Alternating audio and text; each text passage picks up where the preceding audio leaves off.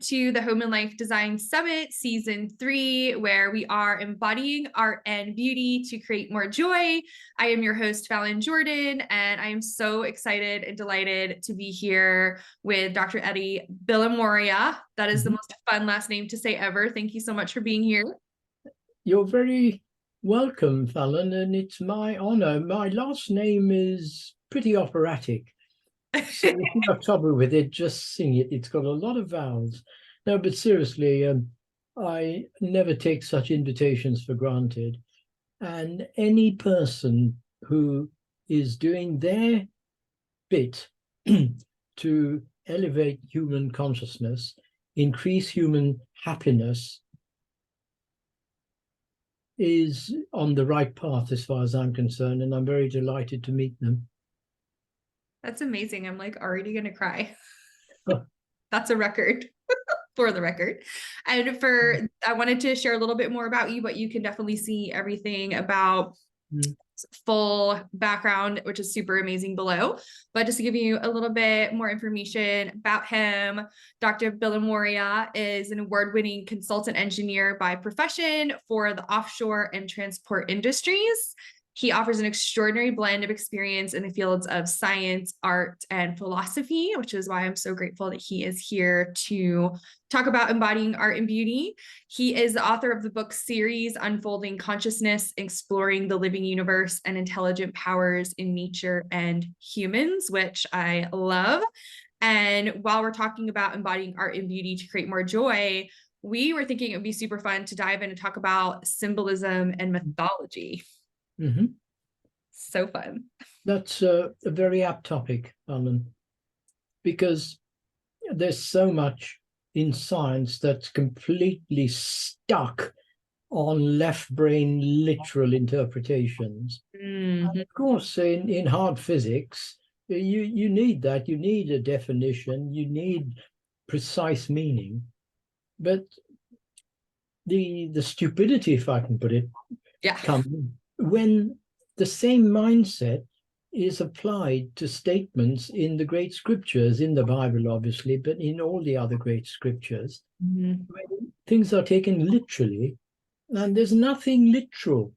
It's allegorical. It's pointing towards something that's ineffable, that can't be put in words.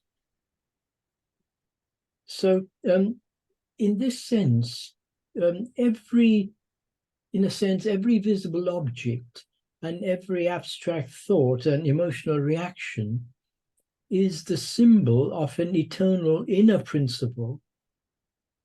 And every form, every outward form is a symbol, and every symbol is a tomb, so to speak. It's literally a tomb of an eternal verity, an eternal truth. And through proper education, spiritual, mental, and moral, we must learn to release the inner meaning, the inner being from the outward trappings. Wow. That's so beautifully said. I feel like the way that you speak is art. So left brain logic has its place. Everything has its place. We're not knocking anything. But when it's applied in the wrong context, we just make a nonsense of things. Yeah. And the great scientists have openly said this, and this is the point that really saddens me about mainstream science. They don't listen to the higher wisdom of their own type. And just one example is the great Schrödinger, the quantum physicist, who said that we must start to think in terms of pictures, because a picture shows a process, a picture shows the whole, and also a picture points to something of which is only the visible part. So they're, cliffhangers of logic, so to speak. And if you like, Fallon, only if you like, afterwards or now, I can show you some typical symbols which I think are quite powerful. I would love that. Would you like me to do it now or Yeah, let's do it now. okay, fine. So if I then share screen, and here I will no doubt show you how unskilled I am at Excited. IT. Ooh, wow. Right. This is so cool. Can you see I could see it before. Now I can see your emails with your now, sweet assistant. now can you see this? The No. emails, yeah. But not No, the presentation I could see before. no. Can you see symbolism and mythology? No. Ah, no, because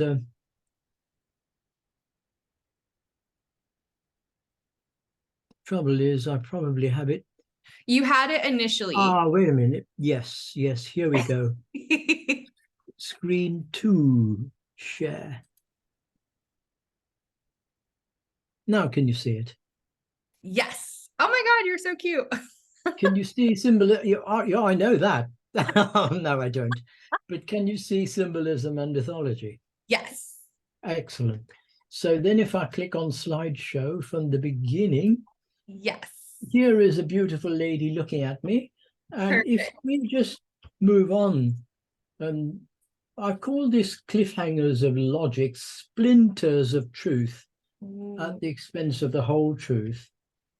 And Schrödinger, as I said, pointed out, we're not accustomed to admit a pictorial analogy as a philosophical insight. We only insist on logic. Mm-hmm. And in many cases, logical thinking just leaves us to a certain point and leaves us on the edge of the cliff. Mm-hmm. This is So perfect for my if I give you just one example in the next slide, that people put so much emphasis on evidence, on what they see through the eyes and obviously the five physical senses, but do we really see truly, or do we see according to our belief? And I'll just quickly describe a famous experiment done by Professor Arthur Ellison, who was visiting professor at the great Massachusetts Institute in the United States, of course, and a professor of electrical engineering at City University in London. But he was also 3 times president of the Society for Psychical Research. And Ooh. he conducted a famous research where he was giving a talk and he asked the audience to levitate a bowl of flowers like that by chanting Om, the famous mantra Om. Yep. So when he snapped his fingers, the audience chanted Om, and guess what? The flower pot levitated and then crashed down on the table. Well, let the story unfold. Next to the table, he had a typical materialistic physics professor. And whereas the audience gasped and rushed forward to see what was happening, he turned on his heels and said, I saw nothing. I saw nothing. Oh my Right. goodness. Now, on the other side of the table was a spiritualist lady who saw, obviously, as spiritualists do, ectoplasm lifting the bowl of flowers and the table underneath. But actually, what Arthur did, quite simply, he put an electromagnetic buzzer under the table, and the whole point of chanting Om was to hide the sound of the buzzer. That's all. So, but the point of this story is because the physics professor's mindset is levitation is nonsense, he saw nothing. Wow. Because the lady's mindset was ectoplasm lifting the table and flower pot, she saw it. The only people who saw truly were the audience, who had no persuasion either way. So it is so important to try and get behind a person's mindset and understand where they're coming from when they talk of evidence and all the rest of it. And this is where symbolism is so powerful.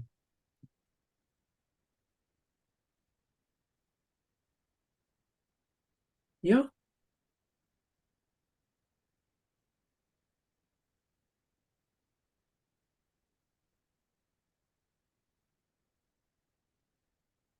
So shall I quickly expand on what a symbol really is then, Fallon? My God, yes, Yeah, please. sure. Well, a symbol, there is, we think of the chemical symbols, we think of the astrological symbols, we think of musical notation. But a symbol is really a recorded parable, so to speak. And a parable is a spoken symbol. And the reason why symbols are powerful is they can be taken at many levels depending on the understanding of the person who observes and experiences it. So Mm. they can be taken obviously at the physical, the intellectual, and spiritual level. And what is revealed by the symbol is entirely dependent on the context and, most crucially, the degree of awakening, of the person who is contemplating the symbol, the seeker, in other words. But a symbol is not the same as an icon. And you can think of a typical icon as a traffic light. A traffic light definitely has a definite meaning. Green means go, red means stop. Well, amber has a little bit of ambiguity. You can go or stop. But an icon has a fixed meaning, like the icons on your computer, on Mm. your windows. But Mhm. a symbol is not the same thing.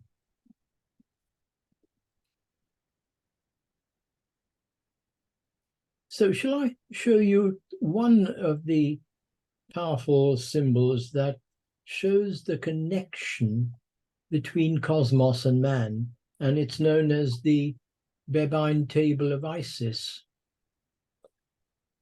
Oh my gosh, that is crazy. When I was doing my little meditation Sorry? prayer before we went on, I asked Sorry? before we came on together, I did my little meditation and I asked Isis to be a part of this conversation. Oh, wonderful. Well, that's a synchronicity, Fallon, definitely. I love So, it. That's amazing. here is Isis. So this is a tablet that is found now in the Museum of Antiquities at Turin. And it's an elaborate tablet of bronze with enamel and silver. Uh, silver. Beautiful. It's like one of the most beautiful things I've ever seen. I'm sure the name Sylvia comes from silver. But anyway, it depicts the various Egyptian gods and goddesses. And it's probably of Roman origin. And most significantly, the figure of Isis is placed right in the center, representing the all-containing universal idea. Now, the whole point of gods and goddesses, gods, always in the plural, represent the various forces and powers in nature at various levels. So in Christianity, we have the angels and the archangels and the seraphim and the cherubim, and all other great religions and cultures have similar names. So when people get hung up about this word God, it's always gods in the plural, signifying the various powers in nature. Mhm. And this great tablet, it teaches the whole constitution of the threefold world, the world of spirit, soul, and body. Or if you like, the archetypal, the intellectual, and the sensible. And the supreme deity is shown moving from the center to the circumference of the universe. So in terms of a summary, Ooh. the Bevine tablet here can be related to the human composition, to the body, the soul, and the spirit. In the various doctrines of the world, we can relate it to the Chaldean doctrine. doctrine, the elemental world, the sidereal world, and the intellectual and archetypal. And the whole point of saying this, Fallon, is to show that these great eternal truths are mirrored, they're literally mirrored in all cultures, in all systems, and in the human being, because we embody, so to speak, the forces and powers in nature.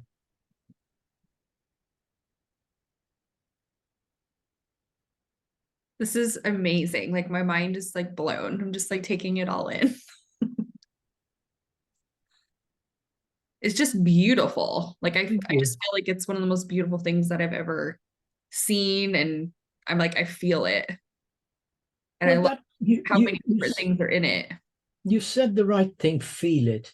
You can't just analyze it and dissect it. You got to experience stroke feel it. When you experience and feel it, you make it yours, and it always changes within you, but the fundamental core meaning never does. The meaning just gets deeper and deeper in one's own understanding.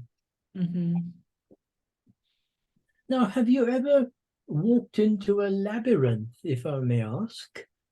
I have not, but I need to. My friend has a labyrinth and he keeps inviting me to go down there. Where? Like literally down the street from where I live. All right. What kind of a labyrinth? Is I'm it? not sure. Well, Um he's a healer. He has like a huge garden, but he's like people come from all over the state of Georgia right. this labyrinth. Well, there are two kinds of labyrinth. One's a multicursal and the other is a unicursal. In other words, with the multicursal, there is a divergence of pathways and you can literally get lost. With the Okay. unicursal, you can meander to your heart's content, but ultimately you get to the center. So here Gotcha. is the famous, the historical labyrinth at Knossos. Knossos, the famous place where the Minotaur was housed. And the beauty of this labyrinth, it shows the incarnation of a human being. Because when we enter incarnation, the first circuit we encounter is Mars, because desire, Mars, draws us into incarnation. But then when we experience this desire to incarnate, Jupiter provides that expanded awareness and joy. But then we can't keep expanding forever. We have to reach our natural limit, symbolized by Saturn. And then after that, only after that, the sun. Because the sun warms, so to speak, it's the heart of this whole system. And then after that, Venus, Mercury, and the moon. The moon signifies our lunar body, our etheric double, before we finally, so to speak, drop down on Earth. Now, equally, when we leave our physical body, we, so to speak, hand back these planetary energies. So when we leave our body after our time on Earth, the first thing we hand back is Venus and Mercury, and is the moon, because that's our etheric vehicle, then the sun, and then Mars, and finally Saturn. So cool.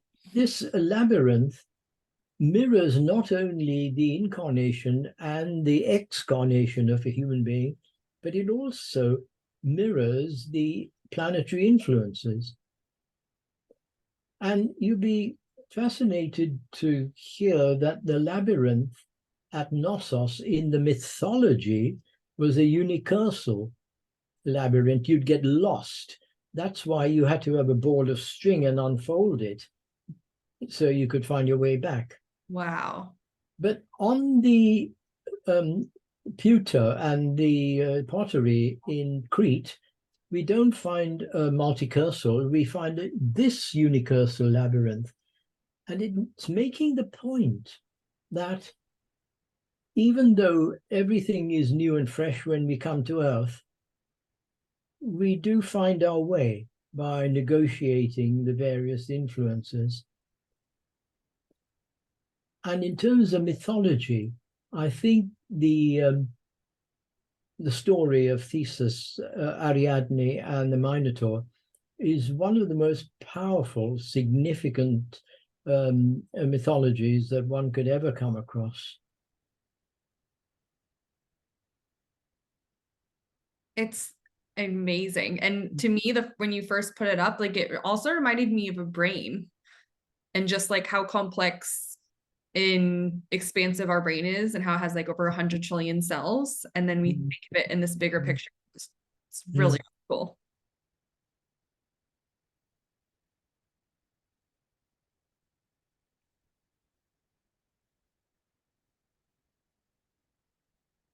The significance of the Knossos maze is, the well-known story that Prince Theseus is sent in to slay the Minotaur.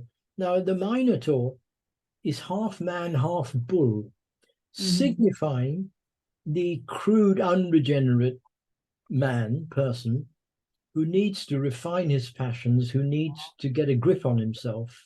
Yeah. And there are enough of them at the moment, I'm afraid. Well, always have been, but now Theseus represents the higher self in each person, each one of us. The Minotaur symbolizes, if you like, the lower self, the ungovernable passions that need to be brought under control, managed, not repressed, just managed. But the beauty of that ball of string is the end of that ball of string is held by Princess Ariadne, who falls in love with the youth Theseus. And Princess Ariadne symbolizes the spiritual soul in each person. And the spiritual soul holds that string, that thread of connection between itself and the human being it informs. So it's only by following that thread back to its source, to the princess in this tale, that we have any hope of getting out of the labyrinth and not being eaten by the Minotaur. Well, of course, this story has many levels of meaning, but in essence, it symbolizes the path of each one of us having to discipline and govern our lower self by constant meditation and contact with our higher nature. That's amazing. What are some of your favorite ways to connect with your higher self? Oh, the picture I showed you when we first connected, music. For me, music is really the umbilical between the divine and the man on earth, so to speak. Oh, I would say, Fallon, anything that inspires you is the way to connect. You have to choose your way. It can't be my way. But a very good test of how genuine it is if you love doing something and there's no money involved, there's no fame. In fact, there's a heck of a lot of hard work and tears, but you love doing it. That will surely provide your connection. Absolutely. So besides music, great art, great literature, and also great science. The laws of physics seen from a higher level are a projection and a mirror of laws at the higher levels. So whatever inspires you is the way you connect. For some people, it's painting. For others, it's home and life design, isn't it? Yeah. For sure. Home and life design, you're creating beauty, harmony, you're using feng shui principles, I assume, or something like that. Yeah. And there's nothing wrong, obviously, with earning money. We have to live. But is money the main reason you're doing it, or is it just the offshoot? Mm-hmm.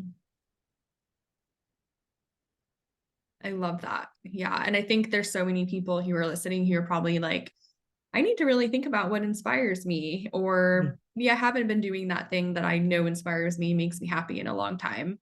Like I Yes. haven't did in a few weeks. And now I'm like, I need to definitely do that tonight. Mm.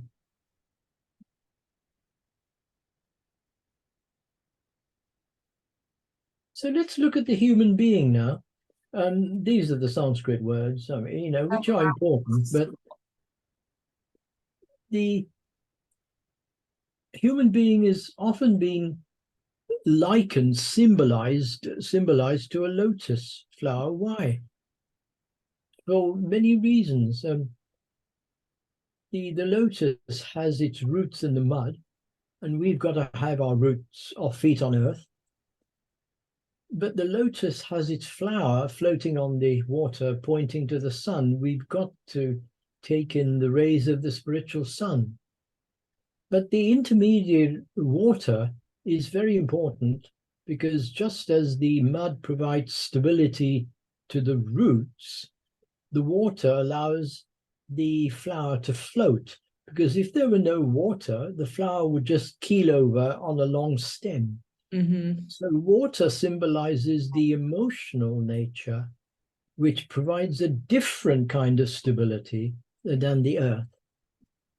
So in terms of the beautiful symbolism of the lotus, the physical body is the outer petals. The etheric body, the model body, are the petals surrounding the physical body. And then you have the life force, the desire principle, all these other aspects, which we won't worry about. But the most important point is this: the seed pod, when the flower eventually withers and dies, the seeds grow new flowers. So from the seed pod, new lotus flowers will sprout, will grow.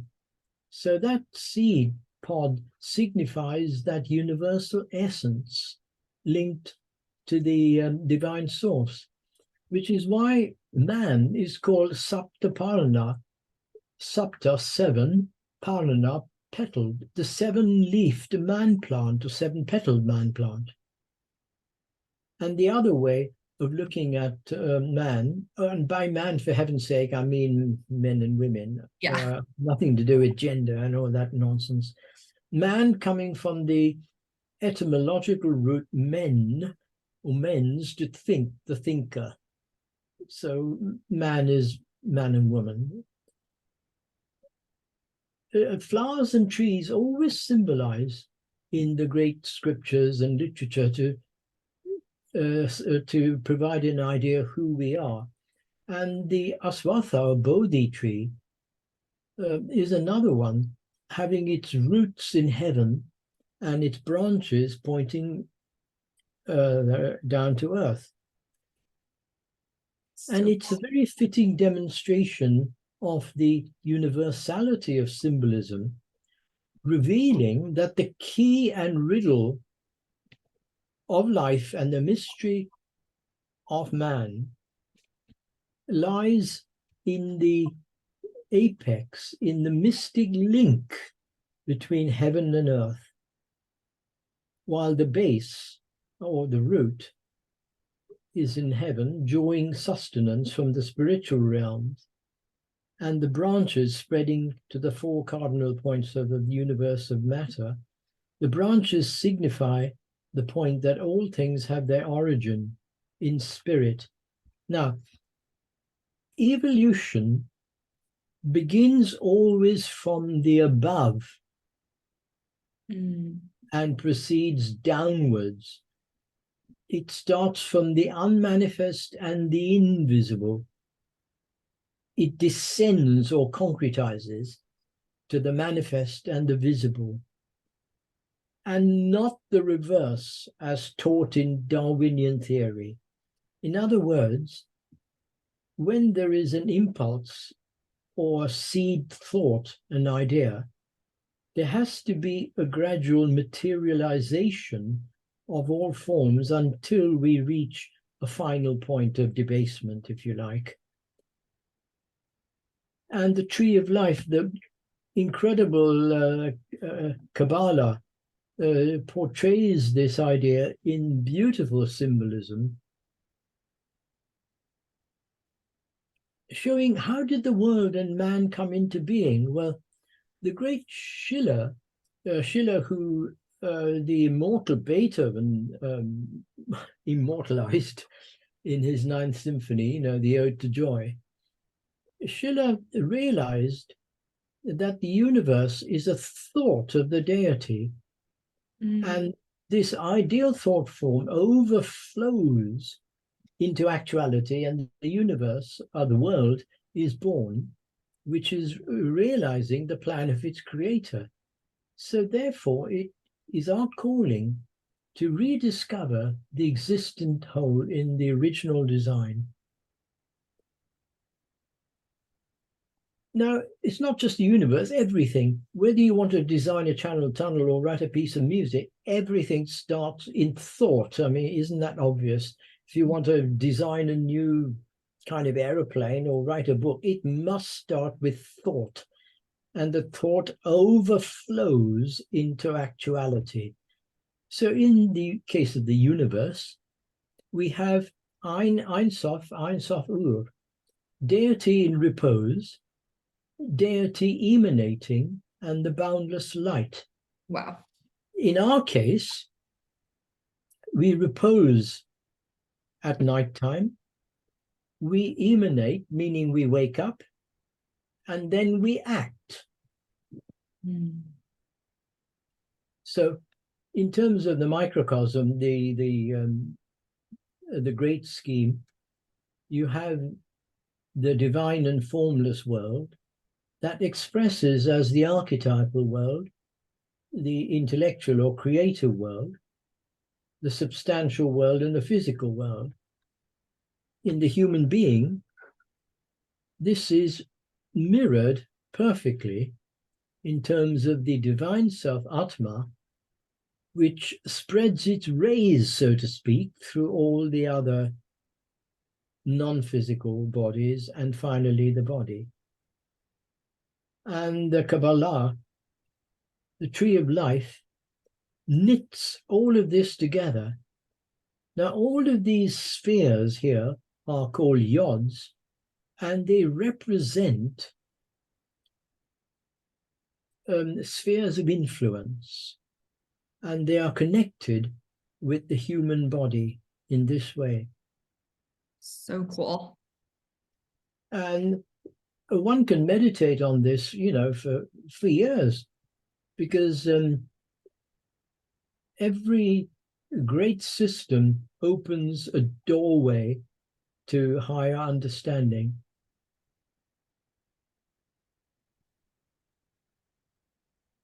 And we all like tarot cards. Yeah. We sometimes use them.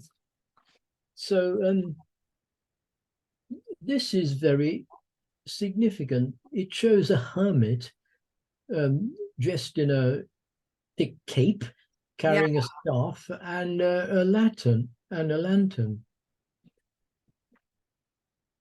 the hermit signifies the secret organizations, the sacred organizations, which for countless centuries have concealed the light of wisdom from the roaring mad crowd. Because what is secret is sacred. What is sacred is secret. And one can't just splurt out great profound truths to those people who would only tear them to bits, casting pearls before swine, the usual. The staff symbolizes a man's enduring support. And the lamp obviously signifies Atma, the divine self, which in itself is indescribably bright, but that light is dimmed when it has to shine through our various physical bodies.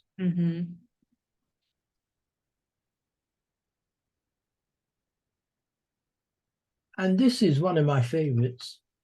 It shows, it's the sixth major arcana called the Lovers, and it shows a youth with two female figures on either side.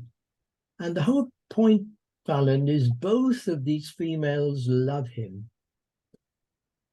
But the youth has to choose which one he will love. So the two females represent the so to speak, the twofold soul of each person, the spiritual soul and the animal soul, if you like, or the soul that rises or wants to rise towards its heaven aspiring origin, and the other that likes to descend and attach itself to its animal nature. Mm-hmm. But the point is, they both love him. So this tarot card reminds us, it symbolizes the fact that the price of free will, or rather more correctly, the power of choice, is responsibility. You can choose your vices or you can choose your virtues. Mm-hmm. They both love you, but you have to choose which one you will love. Isn't that similar to the I think American Indian story of the two wolves, the grandfather, grandson asks grandfather, there are two wolves in me, and which one should I concentrate on, and which one will eat me? Grandfather says, the one you feed. Yeah. If you feed your vices, they'll get you. If you feed your virtues, that's what you will resonate with. For sure. I love that. Yeah. And just one more, Alan, I'm skipping across various traditions just to make the point how universal symbols are. And in the Druidic tradition, we have the symbol of the silent pool. Ooh. And the silent pool is fed by 4 underground streams.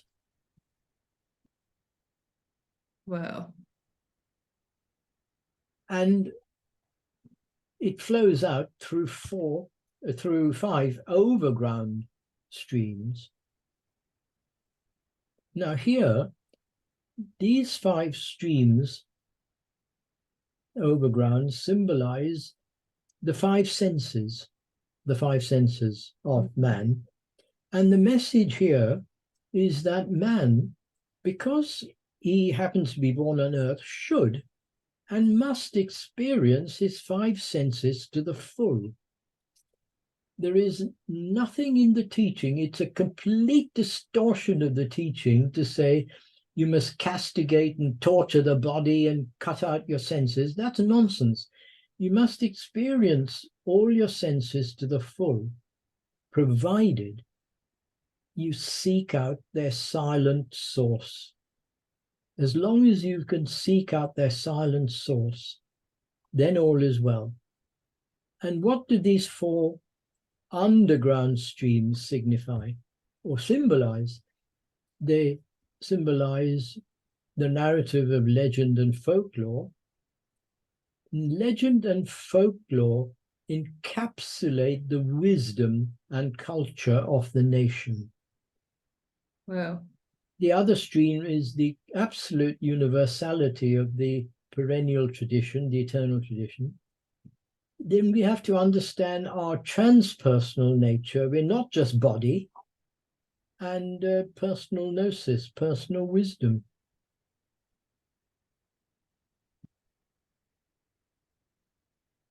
That's so cool.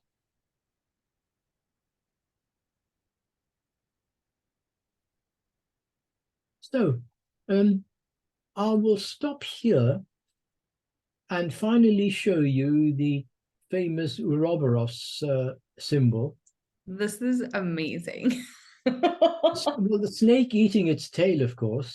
Yeah. is the well-known symbol of regeneration, but also in physics, it shows how physics, the triumph of physics, it's explored everything from the largest dimensions, relativity theory, right down, that's meant to be galaxies, and right down to the smaller dimensions, and right down to the absolute microscopic dimensions in quantum physics. That So is the Ouroboros is a very powerful symbol. yeah, I've definitely never seen anything like that before, and it was amazing. So if I bring you back to my main screen,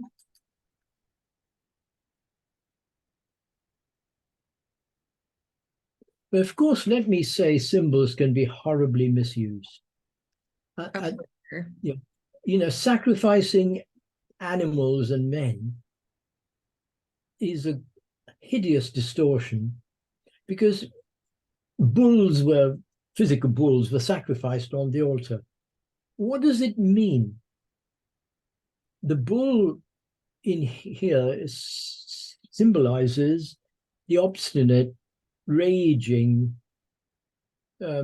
untamed nature of a person. Mhm. When you sacrifice a bull on the fire, you're sacrificing the internal bull, not a poor bull out there. But this is where stupidly people take things literally and distort what is sacred, which is really why what is sacred has been kept secret, not because someone wants to be secretive, but we want to maintain the purity of it.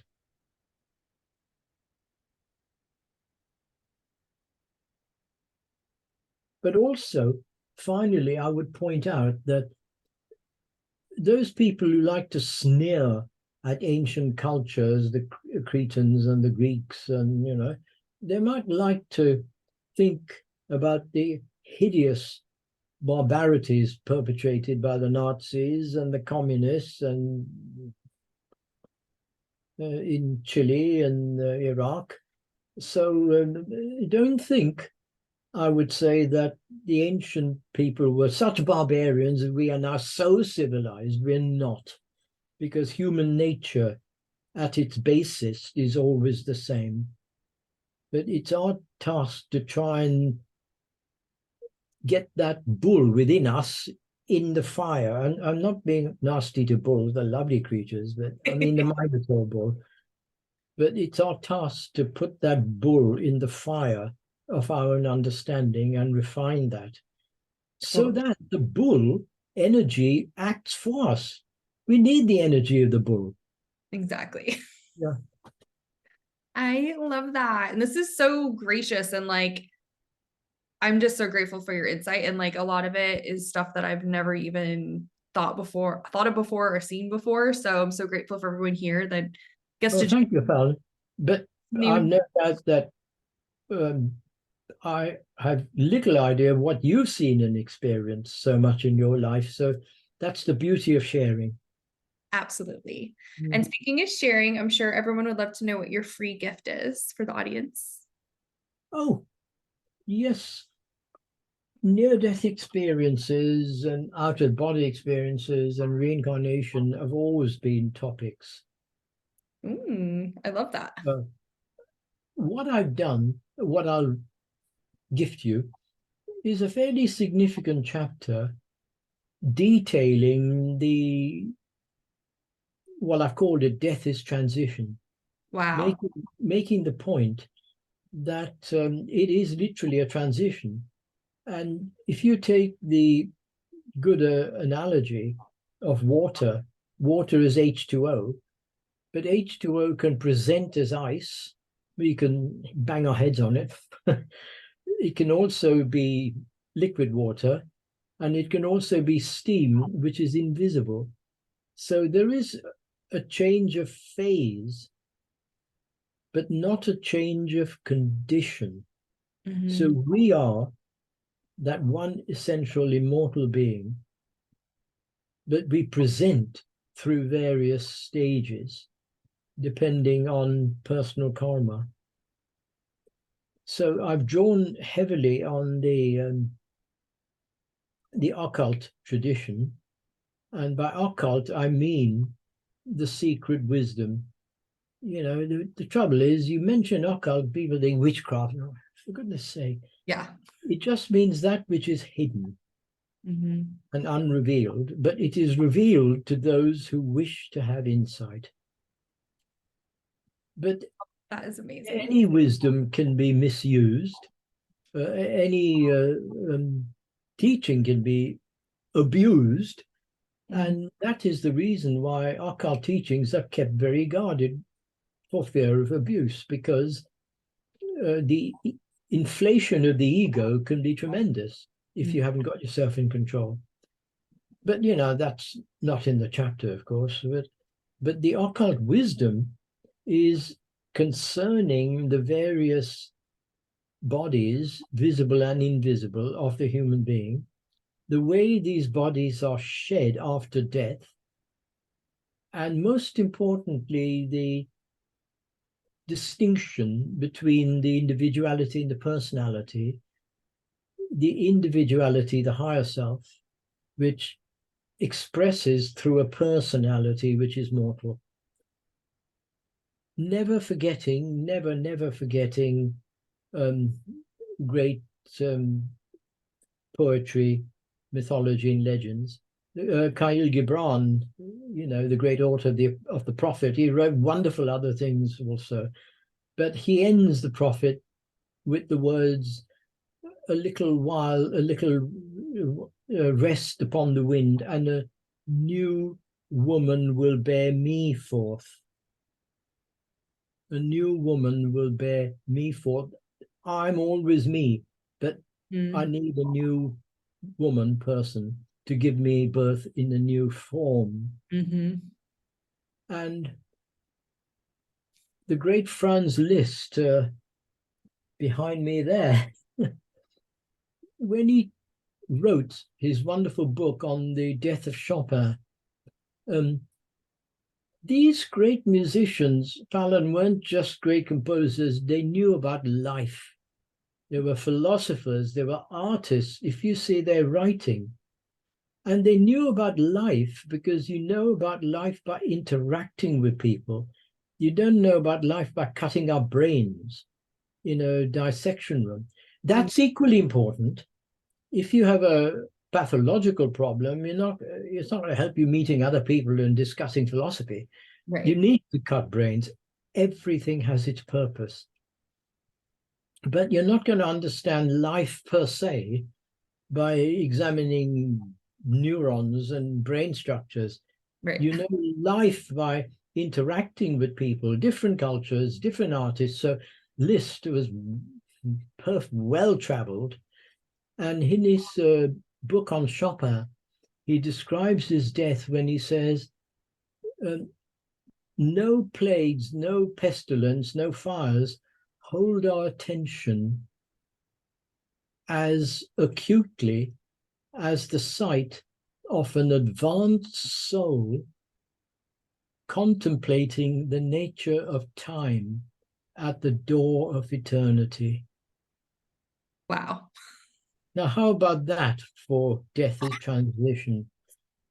Contemplate the nature of time at the portal of eternity.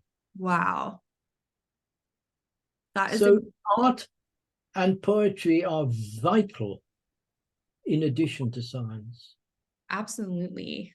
Dante's great Divina Commedia, Divine Comedy, describes these phases very beautifully, allegorically, of course. That is So amazing. death is transition, yeah. And in that chapter, I've gone into the whole subject of apparitions, why they occur, how they occur. Well, I love that because I know we have quite a few speakers who have had some significant NDEs.